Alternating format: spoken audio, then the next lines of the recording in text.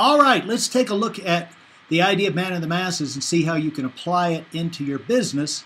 You know, for your planning, your success, you can have a deeper understanding of how it works. First of all, let's kind of review. And we'll go down through here. And let's just do a review. What we said before is if you're dealing with one guy,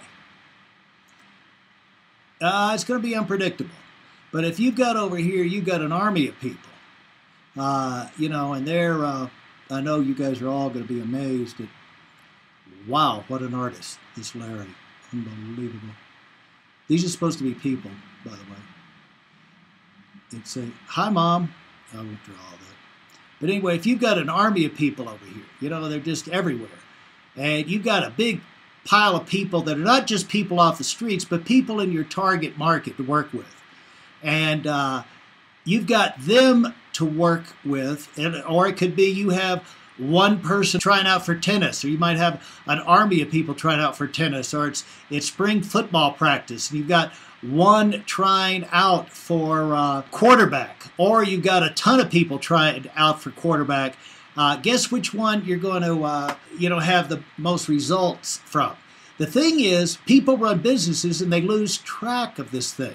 They'll get over here on this side and they start having, you know, it's so easy to get caught dealing with individuals because, you know, you're concerned about them and you're trying to answer their questions. But here's what happens. When you wind up getting with individuals, you get, again, unpredictable results. So anytime if you're running your business, and it is so hard for me to spell and talk, okay, but you're going to have unpredictable, you know, say this thing is so unpredictable, I don't know what's up. Yeah, guess what? You're dealing with individuals. You know, you're focusing on it. If you get over here, you're going to start to have consistent, you know, predictable.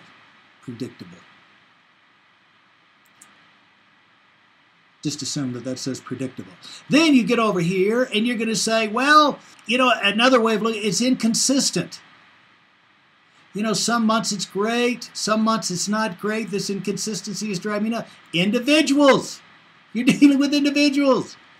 You're letting them control you. But if you deal over here, then you're going to see it becomes consistent. You know, consistent results. Like your sales manager. You have one salesperson, of course, it's going to be inconsistent, unpredictable. Things go wrong. Nobody can be great every month. But if you have an army of salespeople, you're going to have consistent, predictable. You'll have a new hero every month. If you have only one quarterback on your team, you know, you're going to be limited. Not everybody's going to have a great game. But if you have some great backups, a lot of possibilities to go to, now you can, you know, your quarterback play is going to be a lot more consistent. This is also another way of looking at it is unstable. If your business is unstable, nobody wants an unstable business because that means your income is not continuing to come in. It's not secure. But how can you have a secure business built off one manager? You know, if you want people to invest in your business, you know, trust you and everything, you got to have more than one person. No matter how great Rambo is, you can't really trust Rambo to go in and win every war for you. But if you have a monster army, you've got Norman Schwarzkopf, and with 500,000 troops and aircraft carriers and planes and ground forces and submarines, they've got special forces, and at his disposal, he's got Air Force, Army, Marines to fight the first Iraqi war. Well, you have a little bit more confidence than if you have just John Rambo to depend on. So analyze your business, because if you don't work in the masses, you're going to find you are one sad sack. And if you want to be happy, the people that are happy, secure, smiling, they're dealing with the masses. They're not dealing with just individuals. Individuals are important, but you can't place all your hopes and dreams on them. So let's talk about when the people come in. Here's another way of understanding how the 80-20 rule works. It's that to get big, here's the formula for big. Big, how do you get big? Big is a lot doing a little.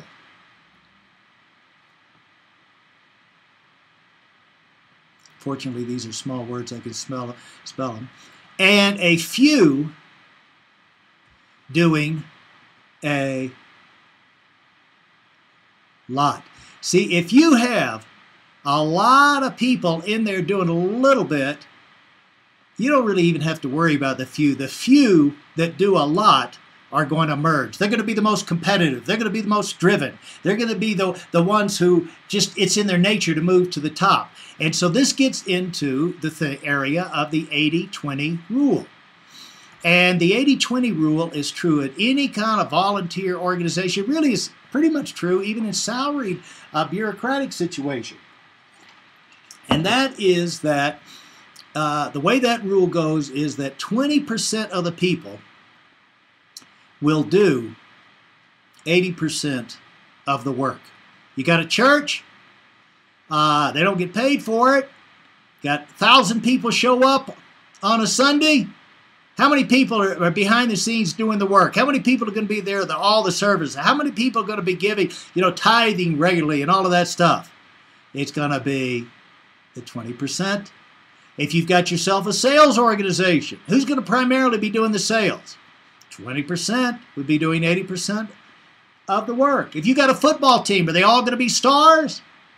No. And the deal is, you never know who's going to be the star until you get them in the game. You get them under live conditions, a competitive environment. Things go wrong. See how they respond. But it's going to merge the people who win the games for you week after week. They'll be 20%. Now, in business, it works out like this. This is why in business, you'll find the people that are top 1 to 2%, 1 to 2%, they're going to wind up making $100. See, in business, you set it up where the people who do more can get paid. So they're going to make $100 for every dollar, people down here in the 80% make. 80% of the people, for every dollar they make, the guys running things are going to make 100. And the guys in the top 20, I know it's 19, but let's just keep it simple. The other top 20%, they're going to make $20. Why? Because they work all the time. They're out there trying to get ahead. And these guys down here, they're going through the motions. They're stumbling and fumbling. Usually the characteristic of the people in the bottom 80%, they're always getting ready to work. They're always studying. So they're always asking questions. They're always getting organized, but somehow they never are able to actually get out there and actually do what they're supposed to do. As a result, they're not incredibly productive. It's not that they're never productive. It's just not really productive, consistently productive. And so when you get out there, the guys who are, working at it hard every day, prospecting, seeing people, they're going to make, they're going to have 20 times more success. But the people who run it, those are your fighters. Those are the people who are thinking about this in the middle of the night. They're dealing with everybody. They're dealing with every issue. And if it doesn't work, it falls on their shoulders. So as a result, they're going to take it a lot more seriously. They deserve a whole lot more money. But this is the 80-20 rule. If you've got an organization, don't be frustrated because everybody's not a 20%er. Don't be frustrated because it seems like so many people are just dying and crying and scrambling around and can't remember anything because out of that mass of people are fumbling and stumbling now, usually come the people who wind up being the most successful people down the road. And if you can't design a company, you can't have an army with only generals. You can't have an army that only has generals and officers. To have an army, you got to have your soldiers as well as your officers, as well as your generals. Everybody needs everybody else. There's a role to play at all levels. And so if, as you build your business, you're going to be this person, make sure you got good perspective. Be patient. Do the things, do the activity that's going to get you in position to have enough traffic, enough activity, enough exposure to have people coming in so you can have, to get people who respond, enough people responding on a standard basis. Just like a grocery store. Have enough traffic to where, got 1,000 people coming in every day. That a certain amount of those, let's say 1 out of 10 at least is going to buy something. Maybe 80 out of that 100 or of that 10% is going to maybe buy one or two things, maybe $10 worth, but you're going to have 20% of those people, those shoppers who come in there, who buy something, they're going to buy one or two shopping carts full, and they're going to get up to $200 and $300 range. And so you can't run around to everybody in the store and say, why are you only buying that? Why are you only getting a candy bar? No, you're playing the odds. You can't stand out by the parking lot and say, look at the guy, he only bought this. You know, it's the same thing as the sales manager looking at the salesman and say, he only did this. No, set yourself up for success so you know it doesn't matter which one of them, what any individual does, but you know there's enough masses involved where you're going to be successful. All right, that's the 80-20 rule and a little review on the first part of Man in the Masses. Helps you keep a clear head and do your planning to be successful as in business, in politics, in sports, any kind of team building, volunteer thing, anytime you're doing any kind of team building, understanding this principle, putting it in, in your favor allows you to guarantee that you're going to be successful.